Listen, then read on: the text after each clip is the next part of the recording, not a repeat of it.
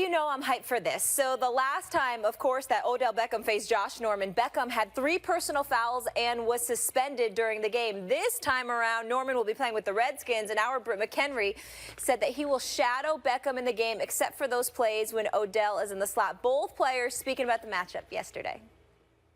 Somewhere I saw a leak that says we're shadowing him everywhere but the slot, but it's kind of crazy because I didn't get the memo.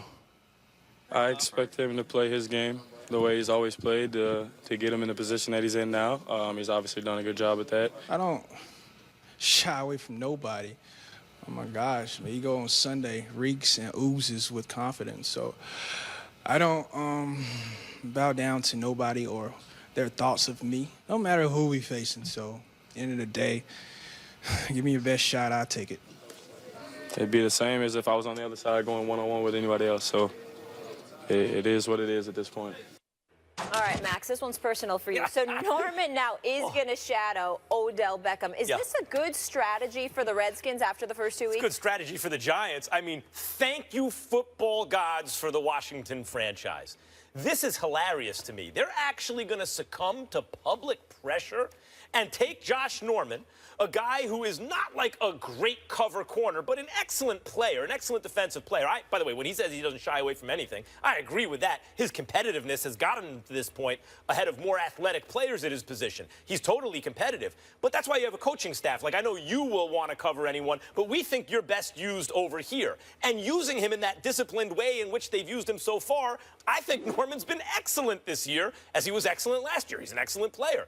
But when he tries to cover guys one-on-one, like Odell Beckham Jr., by the way, who cannot be covered one-on-one by anybody in the game currently, he got burnt. If not for 2 drop passes, and maybe credit Norman for getting in Odell's head. Maybe that's why he dropped the passes. I'm not going to take credit away. But there were 2 drop passes. Otherwise, Odell goes for like 150 yards and 2 touchdowns against the guy. He will burn Norman if they put him on him. But beyond that, it has a ripple effect because Sterling Shepard is the real deal. He's an excellent possession of slot receiver, and actually Norman could be put to good use there, and Breeland is actually probably the better cover guy who should be better on Odell, not to mention you got to bracket Odell anyway. You got to send a safety to cover Odell. Now you're going to go one-on-one with Norman, who's already been burnt by Odell, and make him, who's been an excellent player, a lesser player, playing right into the Giants' hands. This is going to be fun to watch. Thank you for the Washington franchise, oh football gods. I appreciate it as a Giants fan. I think that you're entirely too intellectual about the world of sports on far too many occasions. Obviously, that's not questioning your intelligence because obviously you have it. But you're one of those dudes where it's like everything can be analyzed and dissected. You're an analytics dude. You're the dude, you know, you're the geek with the computer from the 60s. That's who you are. The chicken hawk from Bugs Bunny. I mean, don't forget, the thing rolled out right where he thought it would. Allow me to finish. There are going to be many occasions where you may be right over the grand scheme of things with that approach. Right. But there's something to be said about the eye test. There's something to be said about those other intangibles that come and assist towards one winning football games. And more importantly, establishing a culture. We're going to sit up here and let Schlereth speak in a minute because he's a guy that's a 3-time Super Bowl champion, all right? He's a guy that knows this kind of stuff. It ain't just about X's and O's. It ain't just about dissecting things schematically. It's also about a culture. I went out. If I'm Daniel Snyder, I went out if I'm Jay Gruden and Joe Barry, you know, or whomever, and I decided that this dude, who's a top 5 corner in the league, okay, who is playing for the reigning NFC champions, who's got a mouth that roars, who's got a bravado to back it up, who's known for being an irritant and what have you, ends up having a profound effect on a defense against opposing offenses, usually utilizing the zone scheme that Carolina employed. Well, the one team that was similar to doing that was the Washington Redskins, to my understanding. They go out and what do? They don't just acquire him, Mark. They pay him $75 million. They guarantee him $50 million. At some point in time, I need you to show me that you are that dude. Why? Because when I got this guy Breland and I need him to do something, and I got Kerrigan and I need him to do something, or whomever, I got a bunch of cats that I want to be Rough Riders. I need a catalyst. I need something inspirational. This team, the Washington Redskins, is ranked 29th in the league right now, if I remember. 29th. 27th in yards allowed, 20th against the pass. Evidently, what I was doing the first 2 weeks ain't working to my liking. I need to try something. What better way to do it than to bring the guy here who really made a name for himself even in that game against Odell Beckham Jr., because we know how superior of a talent Odell Beckham Jr. appeared to be, and somehow, some way, he rattled that cage. And if he can do those kind of things, and it can work effectively for us, who knows how that's going to galvanize us as a teammate so we can get the mystique and the aura that we're looking for in order to be effective. If it doesn't work, like Max swears it's not going to work, we'll be able to tell that early enough. But we got to walk into the game at least willing to try. 14-0 Giants. As opposed to hiding, you know, I got it, we paid $50 million to. Well, here's my thought on this. Understand what you guys have, understand what you are, and understand, more importantly, what you are not. My greatest strength in life is I understand what I'm not good at, right? You have to understand what you put your players in the position to do and what they are good at and what you can do with that. Even go back to the Patriots when they won the Super Bowl a couple of years ago with Darrelle Revis. Did Darrelle Revis lock up the #1 guy in the offense? Usually he was on the #2 receiver, and they doubled the #1 receiver. Okay. That's how they went about that. The Washington Redskins are as dysfunctional as any organization in football. When you look at them, I mean, if you are going to change your scheme, one, there's a symbiotic relationship between coverage and between pass rush. You show me where the great pass rush, Kerrigan's a really good player. Is he an elite pass rusher? No. Absolutely not.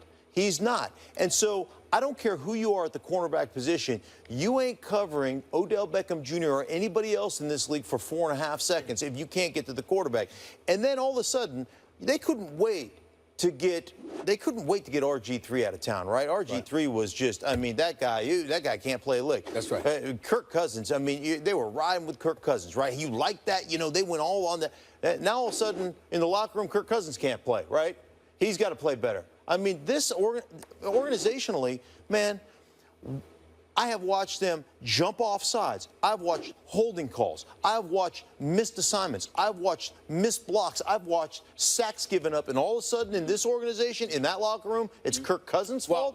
So in other words, you agree with me? Yes, right. Yes, I agree that they are as dysfunctional as possible. Oh, nobody denied that. Nobody denied that. I didn't say they weren't dysfunctional. You never heard me say that. Should Josh Norman shadow Odell Beckham on Sunday?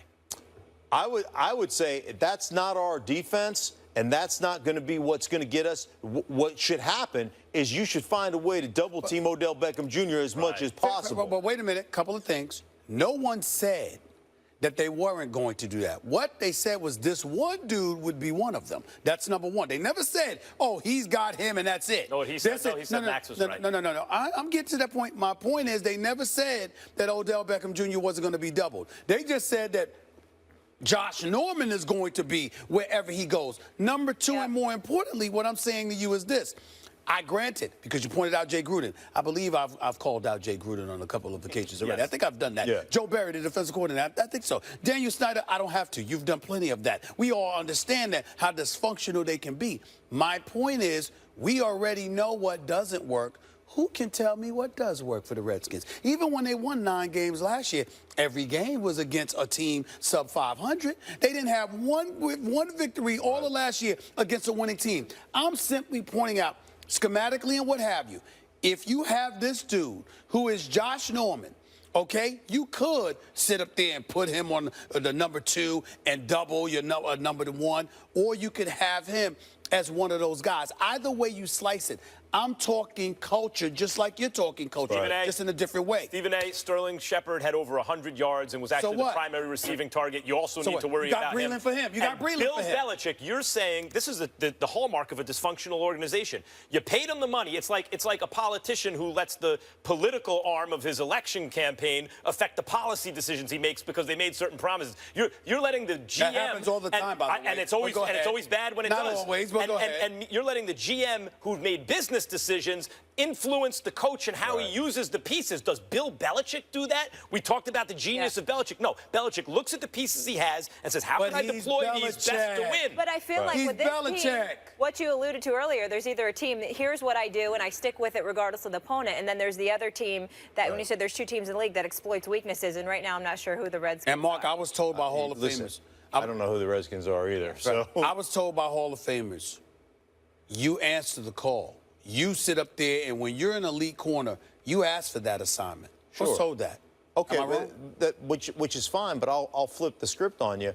Then you know what? Then when we're talking about Josh Norman and not covering the number one receiver, how come those number one receivers aren't going, hey man, I only want to line up at the Z in a right formation only against Josh Norman because I want their best.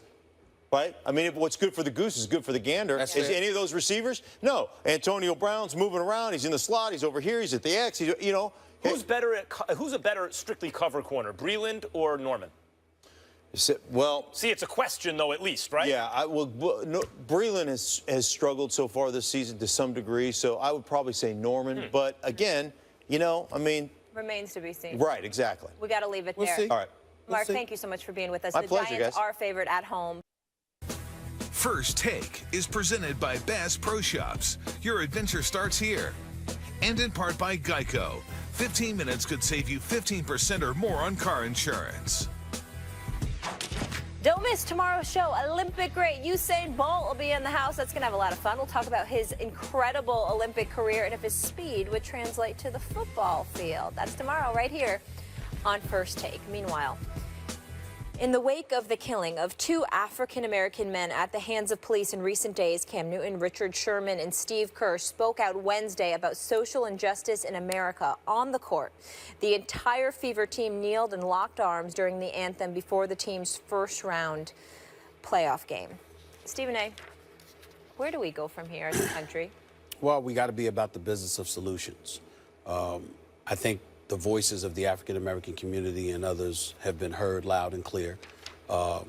Police officers being trained, police officers, you know, valuing black lives just as much as anybody else's life. All of that is profoundly important. At the end of the day, we've got the National Guard about to come in to Charlotte, North Carolina. Things appear as if they're going to get uglier before they get better. At some point in time, those in positions of power and influence must use their power and influence, not lean on young professional athletes to show the way they need to do so. I will say that I think what's happening here is that leagues will be forced to separate displays of forced patriotism or read nationalism from sporting events. If the leagues are insinuating these rituals where consent is sought, hey, we hope you participate, but dissent is essentially prohibited, but you better not participate. If that's what they're doing and they've insinuated those rituals into our sporting events and sold them and marketed them to make their leagues more popular, they are now going to have to divorce those rituals from sporting events, or they will continue to hear social commentary from athletes. So I think that's where we're heading, a reduced kind of profile of the national anthem at sporting events. Think about this, like I said last week, NFL players weren't coming out before the national anthem until around 2009. When they were paid by the Department of Defense to do so. Yes, which was very interesting. I was not aware of that. Paid patriotism, as Senator John McCain called it. Scary time. Not good enough. All right. For Stephen A., Max Kellerman, I'm Molly Karen. We'll see you all tomorrow. Have a great night. Enjoy the game.